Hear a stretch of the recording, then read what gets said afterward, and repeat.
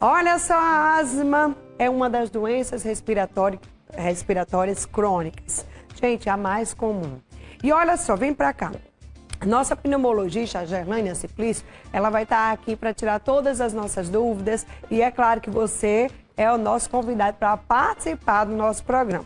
Você pode mandar suas dúvidas através do nosso WhatsApp, no nosso número aqui, ó, que está na telinha. Coloca aqui, gente, ó, 98145-7570, 98145-7570. Isso mesmo, é esse número que está aparecendo aí. Pode mandar suas dúvidas, mandar sua pergunta. A doutora Gerlânia está aqui. Tudo bom, minha amiga? Seja bem-vinda. Como vai? Bom dia, Marília. Bom dia. Seja uma segunda-feira abençoada para todos. Amém, né? Que bom. Vamos lá falar um pouquinho sobre a asma. O que é a asma? O que é que causa, doutora, a asma? Então, a asma é uma doença crônica, né? É uma doença, como você bem falou, uma das doenças crônicas bem comuns, né? E é uma doença que é caracterizada por sintomas respiratórios importantes e também é uma doença alérgica. É uma doença que tem alguns gatilhos relacionados com a alergia, né? Alergia respiratória. Então, muitas vezes, as pessoas que têm asmas, elas são conduzidas, tratadas pelo pneumologista, pelo alergologista também. Me diga uma coisa, existe tipos de asma ou a asma é tudo igual? Existe sim, existe a asma, por exemplo, a asma induzida pelo exercício, né? Pessoas que só cansam, têm falta de ar quando vão realizar exercícios físicos. A asma alérgica, né? E a asma não alérgica, ou seja, aquelas pessoas que têm asma e não têm alergias. Como é que é o sintoma da asma? O que a pessoa começa a sentir? Isso, os principais sintomas da asma brônquica, já está dizendo, a asma brônquica. Os brônquios, o objetivo dos brônquios é conduzir o ar.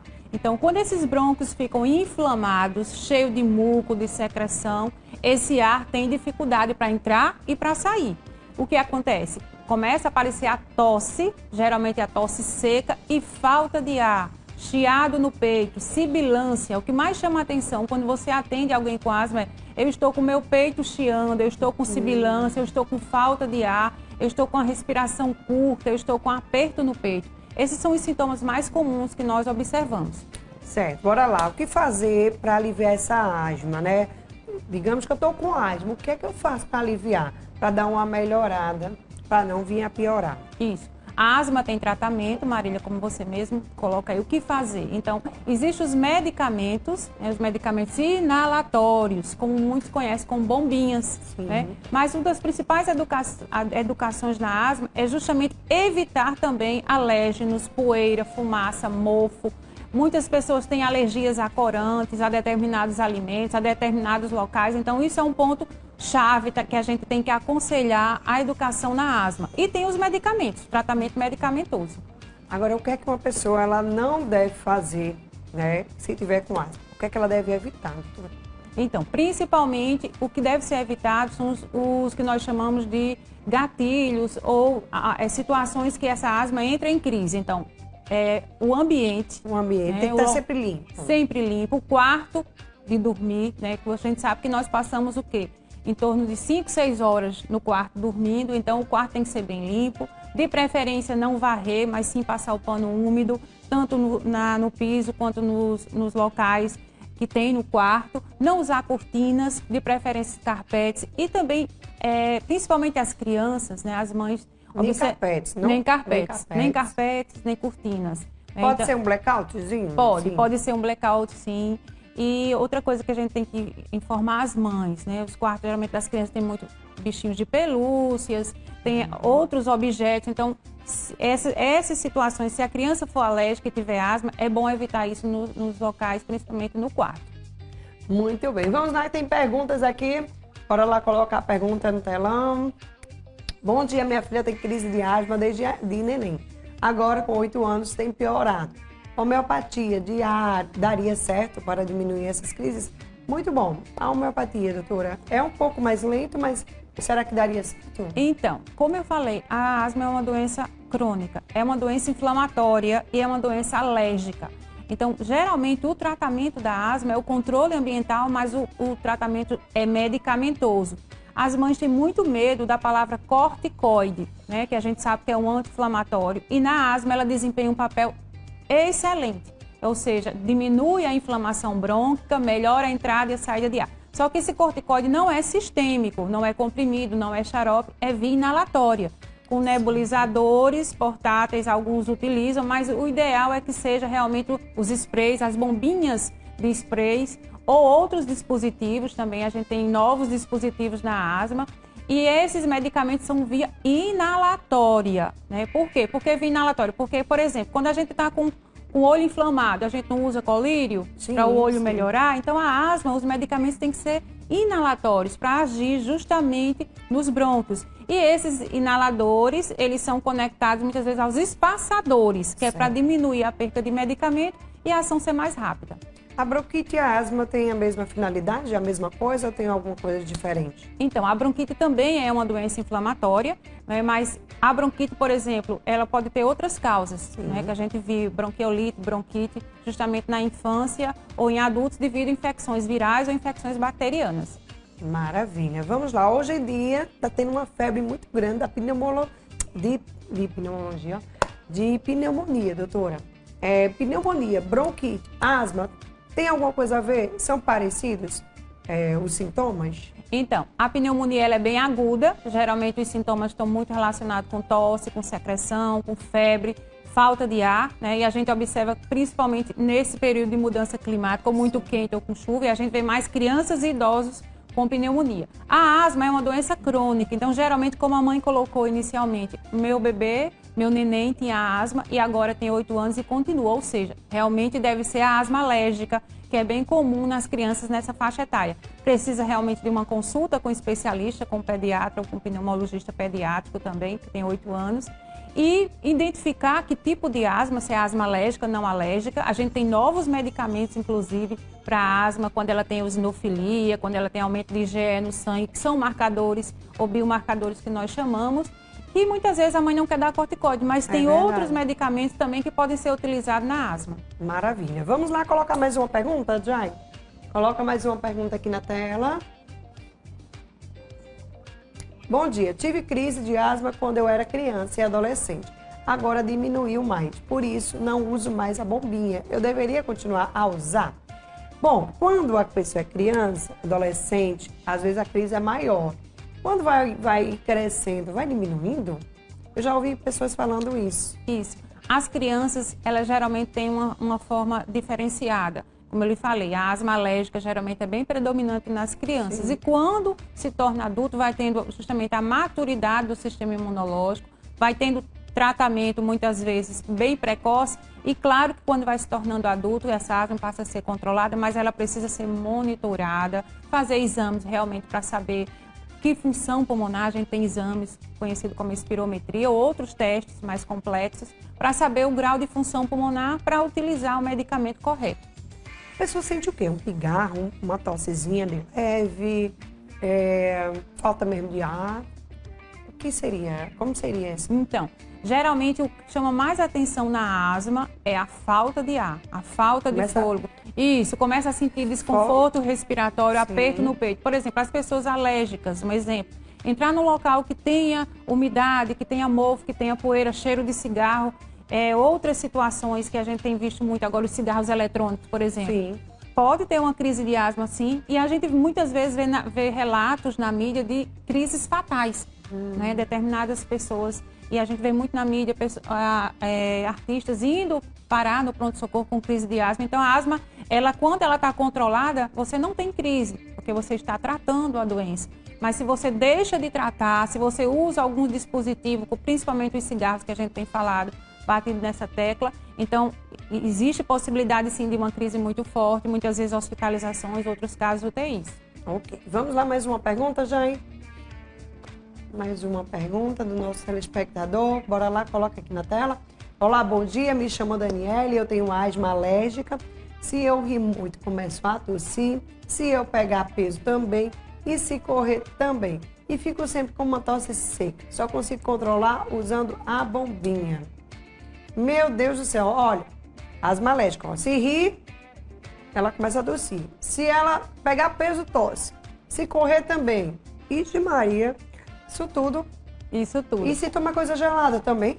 Depende, se a pessoa tiver alergia, o gelo geralmente ele faz com que as pessoas tenham mais tosse quando são asmáticas. Sim. Então, essa situação que Daniele colocou, realmente ela não está controlada. Então, ela ri, ela tem tosse, tem desconforto respiratório, ela faz esforço físico, ela tem cansaço, tem tosse. Então, ela precisa realmente de uma avaliação especializada e fazer um tratamento. Porque o asmático, se ele tiver controlado, com a asma controlada, ele vai fazer esforço, ele vai rir, ele vai ter uma vida normal, ele vai estudar, viajar, fazer o que ele correr, ele vai fazer o que ele quiser, desde que ele esteja bem acompanhado, bem controlado e usando as medicações regulares. A história da bombinha, muitas vezes os pacientes têm medo de usar a bombinha, mas não faz medo, desde que esteja orientado pelo especialista.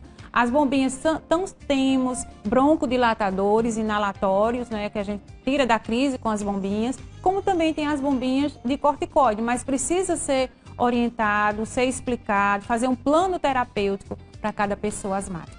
Existem tipos de bombas, né? As bombinhas. Que tipo de bombinhas são essas? Cada uma tem uma composição diferente para cada pessoa? Isso. Existe, inicialmente, as primeiras, as que vendem mais, que todo mundo deve conhecer, de salbutamol, de aerolim, que são os broncodilatadores de curta duração, que são utilizados muitas vezes em spray. Estão disponíveis em qualquer farmácia, inclusive nas farmácias populares, elas são dadas gratuitamente. Existem as bombinhas também, que são com corticoide, inalatório e broncodilatador de longa duração no mesmo dispositivo. Para quê? Para que a pessoa use regularmente e não tenha crise, não tenha falta de ar e não tenha sintomas de asma. É genético? Sim. A asma, ela tem história familiar, história hereditária, tem história de exposição ocupacional. Então, existem alguns trabalhadores. E o tabagista, a gente não pode esquecer jamais do tabagismo. Pessoas não só que fumam, mas a gente se preocupa muito quando os pais fumam, porque as crianças de pais fumantes provavelmente vão ter crises de asma na infância ou até mesmo na adolescência. Maravilha. Vamos lá, coloca mais uma pergunta, já aqui na telinha. Bom dia, minha filha tem muita secreção grossa no nariz. O que pode ser essa secreção? Como ela falou, secreção no nariz. Então, a gente pensa em que? Rinite.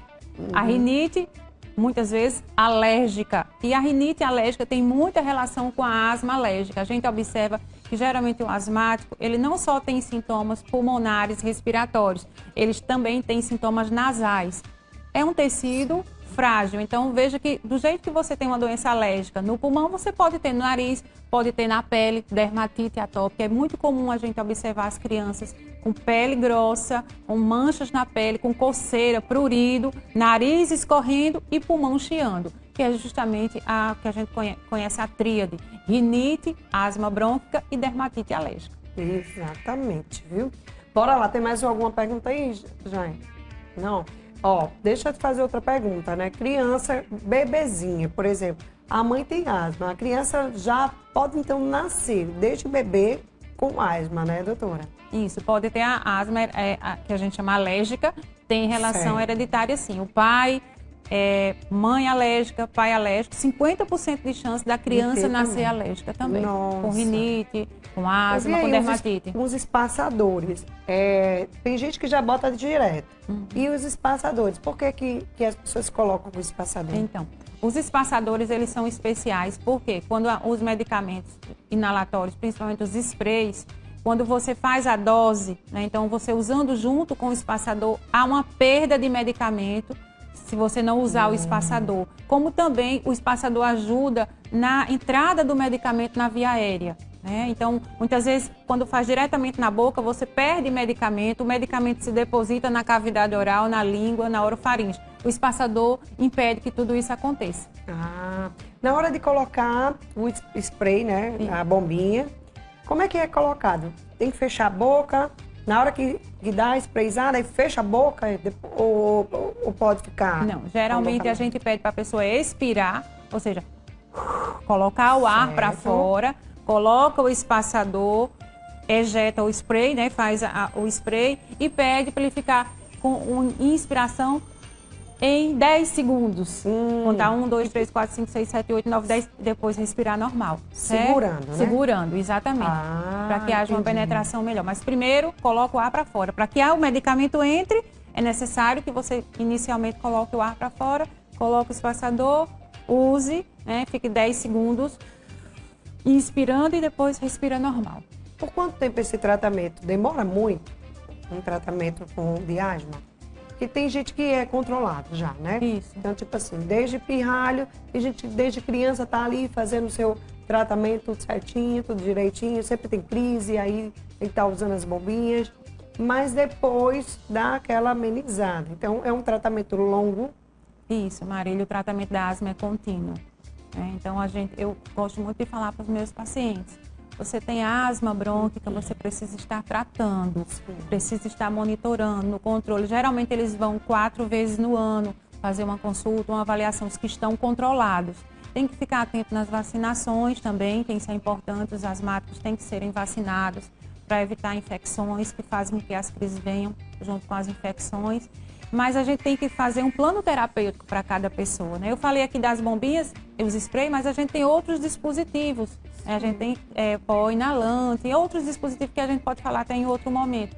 Mas é importante também que o paciente tenha adesão ao tratamento e ele conheça o medicamento. Essa técnica que você me perguntou de como inalar, é importante na primeira consulta você fazer para a mãe, fazer para o paciente também. As crianças, eu observo que as crianças têm uma adesão muito boa, porque eles ficam com medo de cansar, eles aprendem mais com facilidade e eles ficam com medo de ter crise de ir para o hospital. Então, a técnica tem que ser repassada, né, para os familiares, principalmente para os que vão acompanhando. E o tratamento é contínuo, sim. Agora, claro, a asma tem uma vantagem. Você começa o tratamento numa etapa, digamos, com 2, 3 medicamentos, mas quando o paciente está controlado, essas etapas vão diminuindo. A gente vai desmamando, retirando os medicamentos e deixando um só para controle. Para a gente encerrar aqui, doutora, bora lá. A pessoa que tem asma, ela tem que estar andando com uma bombinha o tempo todo. Digamos que ela não está na crise, né? Mas aí ela pode usar a bombinha mesmo sem estar na crise. Eu vou usar, vai que eu tenha, eu vou me prevenir.